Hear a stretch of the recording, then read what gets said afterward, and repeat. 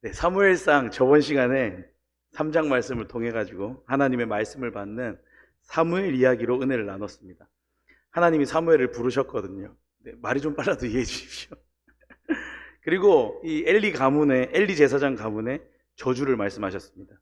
네, 여기서 중요한 건 엘리 제사장 가문이 저주를 받아서 멸망할 거라는 그 내용보다 어린 사무엘을 불러주시고 하나님이 말씀해 주셨다.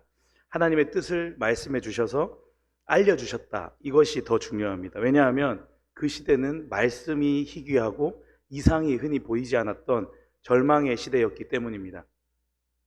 3장의 내용을 살펴볼 때 말씀이 희귀하고 이상이 흔히 보이지 않았던 그 절망적인 시대 모습이랑 서서 임하여 말씀하시는 하나님을 만난 사무엘을 묘사하는 장면은 뚜렷하게 대조되는 장면이었습니다.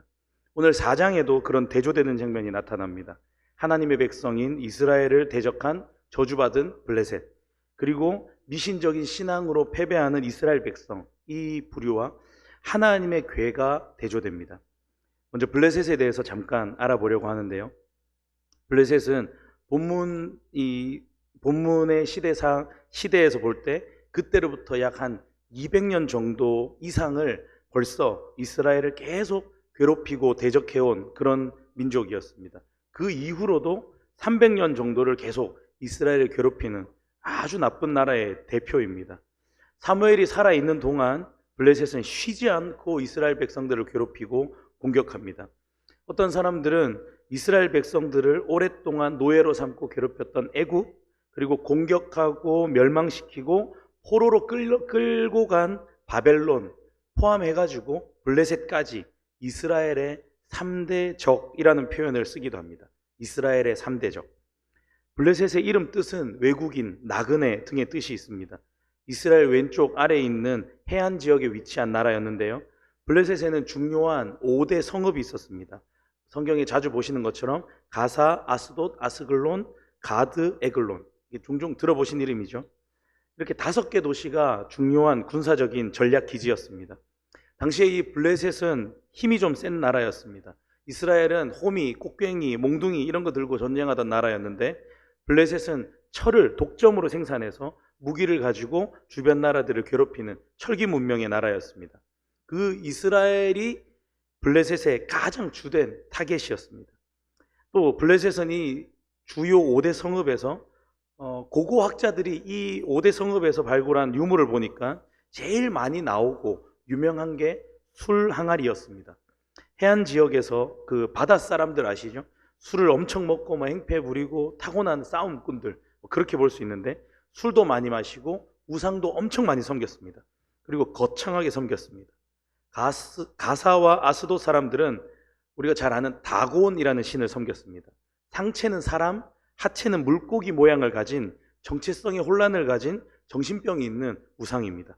아스글론 사람은 풍요와 다산의 여신 아스다롯을 섬겼습니다. 아스다롯은 우리가 잘 아는 아프로디테, 비너스라는 우상이라고 보시면 되는데 유혹하고 음란한 그런 우상입니다. 에글론 사람들은 파리 모양을 한 바알세불이라는 우상을 섬겼습니다. 원래는 바알세붑인데 이 우상은 예언하는 능력을 가졌다고 해서 많이들 섬겼습니다. 어쨌든 이런 블레셋은 저주받고 멸망받을 악한 민족이고 악한 나라였습니다. 이것과 대조적으로 이스라엘이 소중하게 여기는 하나님의 궤는 하나님의 임재를 상징하고 본래 거룩하고 신성한 상자인데요. 길이는 1.2m, 폭은 0.6m 정도의 평범한 직사각형 상자입니다. 이스라엘이 40년의 광야 생활 시작할 때 만들어서 성막 중심 생활을 하던 이스라엘에게 있어서는 가장 중요한 상자였습니다. 나무로 만들었고 금을 그 위에 입혔고 아주 단단한 금으로 된 덮개를 속죄소 그런 걸 덮었습니다. 속죄소 양 끝에는 천사 모양의 두 그룹이 서서 하나님이 말씀하시는 자리로 정해진 속죄소 중앙을 천사들이 감싸고 있는 그런 모양입니다. 저희 집 아이가 어느 날 질문했습니다. 아빠, 법궤 안에는 뭐가 들었어요? 궁금한 게 당연합니다. 옛날에 중고등부 아이들이랑 성경 같이 읽는데 어떤 한 친구가 읽었던 질문한 기억이 납니다. 목사님, 법궤 안에 뭐 들었어요? 그러니까 옆에 있던 다른 친구들이 이렇게 웃는 거예요. 그래서 니는 뭐 아나 보다. 법궤 안에 뭐 들었는지 아나? 그러니까 아니요. 이렇게 지도 모르면서 아는 체 하는 거예요. 여러분은 뭐 들어있는지 다 아시겠지만 혹시나 모르면서 아시는 척 하는 분 계실까봐 알려드리려고 합니다. 언약궤 속엔 세 가지 물건이 들어있는데요. 먼저 모세가 시내산에서 하나님으로부터 받아서 백성들에게 전해준 계명을 기록한 두 돌판. 하나님의 임재의 상징이고 하나님의 말씀하시는 그 상자 속에 하나님이 말씀하시는 상자에 당연히 말씀이 들어있는 그런 의미입니다. 두 번째로 광야 생활하던 이스라엘을 굶지 않게 하늘의 양식을 내려주셨는데 만나가 담긴 항아리. 세 번째는 아론의 쌍난 지팡이입니다. 세 가지가 들어있는데 이것들은 하나님이 이스라엘 백성들 가운데 진짜 지금도 살아서 역사하고 계신다는 걸 계속해서 기억나게 하는 그런 증거물입니다. 두 돌판을 통해서 하나님이 그들에게 말씀하고 계신다는 걸 알게 하시고 만나가 든 항아리를 통해서 하나님이 자기 백성은 절대 굶기지 않으시고 꼭 필요한 양식을 공급해 주신다는 믿음을 주시고 아론의 쌍난 지팡이를 통해서 하나님이 그들을 하나님의 놀라운 능력으로 구원하셨다는 걸 계속 기억나게 하셨습니다. 이런 하나님의 궤, 언약궤, 법궤는 가나안 땅에 이스라엘 백성들이 정착하고 나서는 실로의 성소에 있었습니다. 엘리와 사무엘이 지내고 있던 그곳입니다. 예전에 어릴 때 인디아나 존스 같은 그런 모험 영화에 보면 언약궤나 성배 같은 게 막 마법적인, 마술적인 힘이 있는 신령한 것처럼 나오는데 사실 그런 의미가 아니고 하나님이 자기 백성들에게 항상 말씀하고 계시고 살아 역사하고 계신다. 이걸 기억하라는 의미로 하나님이 허락하신 도구가 바로 언약궤였습니다. 이스라엘 백성들한테는 우상도 금지, 미신도 금지, 당연히 언약궤 숭배도 금지입니다. 하나님을 섬기지 언약궤를 섬기는 게 아니거든요. 그런데 이스라엘의 지도자들이 블레셋이 갑자기 쳐들어오니까 너무 겁이 나는 거예요. 그러니까 미신을 의지하는 쪽으로 마음이 기울고 말았습니다. 오늘 본문을 잘 살펴보니까 우리가 하나님 제대로 믿지 않고 미신적인 신앙을 가지고 살아가면 우리한테 어떤 일이 생기는지 분명하게 보여주고 있습니다. 앞에 말씀드린 대로 3장에 말씀이 희미하고 이상이 없고 하나님을 제대로 믿지 않고 있던 절망적인 시대에 하나님 제대로 안 섬기니까 이스라엘 백성에게 딱 맞는 결과가 일어납니다. 눈이 어두웠다는 표현이 어울리는 엘리, 그 두 아들 홈니와 비느하스가 지도하던 시대에 이스라엘 백성들의 신앙이 너무 무너져 있었습니다. 1절에도 보니까 제일 먼저 사무엘이 하는 말이 하나님이 계시하신 하나님의 말씀이 사무엘을 통해 온 이스라엘에 전파됐고, 이어서 블레셋과 이스라엘의 전쟁 장면이 나타나는데 말씀에 이스라엘은 나가서 블레셋 사람들과 싸우려고 에베네셀 곁에 진치고 블레셋 사람들은 아벡에 진쳤더니 하나님의 사랑하는 백성 이스라엘은 그곳에 제단을 쌓고 굵은 베옷을 입고 죄를 뿌리며 하나님의 눈물로 그들의 죄를 회개하더니 하나님이 천군과 천사들을 보내어 블레셋을 진멸하시니라. 아멘 하시면 안 되는 게 이건 제가 방금 만든 거예요. 성경에 이런 말씀이 없습니다.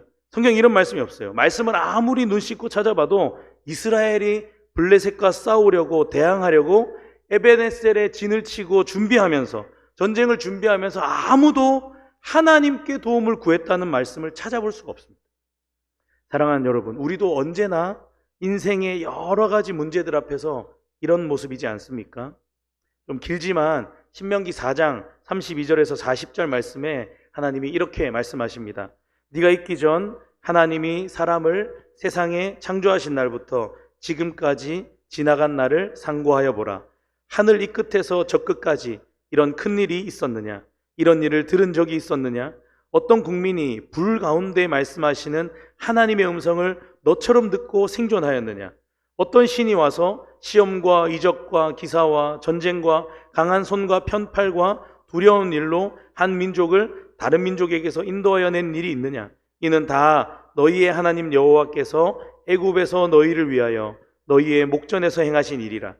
이것을 내게 나타나심은 여호와는 하나님이시요 그 외에는 다른 신이 없음을 내게 알게 하려 하심이니라. 여호와께서 너를 교훈하시려고 하늘에서부터 그의 음성을 내게 듣게 하시며 땅에서는 그의 큰 불을 내게 보이시고 네가 불 가운데서 나오는 그의 말씀을 듣게 하셨느니라. 여호와께서 내 조상들을 사랑하신 고로 그 후손인 너를 택하시고 큰 권능으로 친히 인도하여 애굽에서 나오게 하시며 너보다 강대한 여러 민족을 내 앞에서 쫓아내고 너를 그들의 땅으로 인도하여 들여서 그것을 내게 기업으로 주려 하심이 오늘과 같으니라. 그런즉 너는 오늘 위로 하늘에나 아래로 땅에 오직 여호와는 하나님이시요 다른 신이 없는 줄을 알아 명심하고 오늘 내가 내게 명령하는 여호와의 규례와 명령을 지키라. 너와 내 후손이 복을 받아 내 하나님 여호와께서 내게 주신 땅에서 한없이 오래 살리라. 아멘. 사랑하는 여러분, 오늘 저와 여러분이 오늘도 지금도 역사하시는 살아계신 하나님을 믿으시기를 축복합니다. 지금도 우리와 함께 하시는 하나님을 기억하시기 바랍니다. 여러분, 이스라엘을 있게 하신 하나님, 존재하게 하신 하나님, 인격적이시고 주권적이신 능력의 하나님을 지금 이스라엘 백성들이 문제 앞에서 아무도 찾지 않고 미신적으로 블레셋을 멸망시킬 수 있는 신비한 힘이 어떤 그 상자 언약궤에 있다고 생각하고 하나님을 버립니다. 4절 말씀에 이에 백성이 실로에 사람을 보내어 그룹 사이에 계신 만군의 여호와의 언약궤를 거기서 가져왔고 엘리의 두 아들 홈니와 비느하스는 하나님의 언약궤와 함께 거기에 있었더라. 미신적으로 블레셋을 멸망시킬 수 있는 신비한 힘이 그 상자에 있다고 생각하고 하나님을 버려버리고 사무엘의 말이 온 이스라엘에 전파됐는데 그 말씀 신경 쓰는 사람 아무도 없고 하나님의 언약궤를 가져와가지고 거기에 살아계신 하나님이 함께 하신 게 아니고 그 상자를 가져왔는데 하나님이 거기 함께 하시는 게 아니고 그냥 그 상자와 타락해버린 악한 제사장 홈니와 비느하스가 그 상자와 함께 거기 있었다고 성경이 지금 말씀하고 있는 겁니다. 하나님이 계시다고 한 게 아니고 5절에 이렇게 얘기합니다. 여호와의 언약궤가 진영에 들어올 때에 온 이스라엘이 큰 소리로 외침에 땅이 울린지라. 6절 뒷부분에는요, 큰 소리로 외침은 어찌 됨이냐 하다가 여호와의 궤가 진영에 들어온 줄을 깨달은지라. 7절에 보니까요, 블레셋 사람도 그 이스라엘의 미신적인 행동에 놀라는 거예요. 블레셋 사람이 두려워하여 이르되 우리에게 화로다. 전날에는 이런 일이 없었도다. 9절에 보니까 너희 블레셋 사람들아 강하게 되며 대장부가 되라. 막 마음을 강하게 해가지고 이제 저런 데 흔들리지 말자 뭐 이러면서. 여러분, 언약궤가 이스라엘 진영에 지금 들어왔는데 성경이 이런 얘기입니다. 그거 그냥 왔다. 그냥 가져왔다. 마음대로 그냥 가져왔다고. 그리고는 이 사람들은 이겼다고 생각했을 겁니다. 근데 상황이 좀 이상합니다. 오히려 블레셋 마음에 이겨야겠다는 투지가 더 강하게 생겼어요. 말씀에 블레셋 사람들아 강하게 되며 대장부가 되라. 자기들끼리. 9절 말씀은 꼭 여호수아 1장 말씀 같습니다. 오직 강하고 극히 담대하라. 하나님이 여호수아에게 막 용기를 북돋아 주셨던 것처럼 오히려 역으로 블레셋이 마음을 강하게 하고 대장부가 돼가지고 이빨을 꽉 깨물고 막 최선을 다해 싸우는 거예요. 10절에 보니까 사륙이 심히 커서 이스라엘 보병에 엎드러진 자가 3만 명이었으며 그 다음에 11절에 여호와의 궤는 빼앗겼고 엘리의 두 아들 홈니와 비느하스는 죽임을 당하였더라.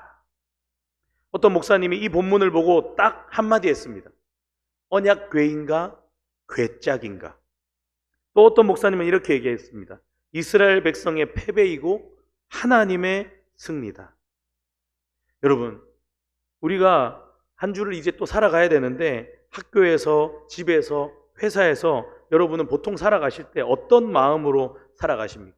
혹시 뭐 새벽기도 드렸으니까, 밥 먹을 때 기도는 했으니까, 차에는 십자가 걸어뒀고 내 귀에는 십자가 귀걸이가 있고.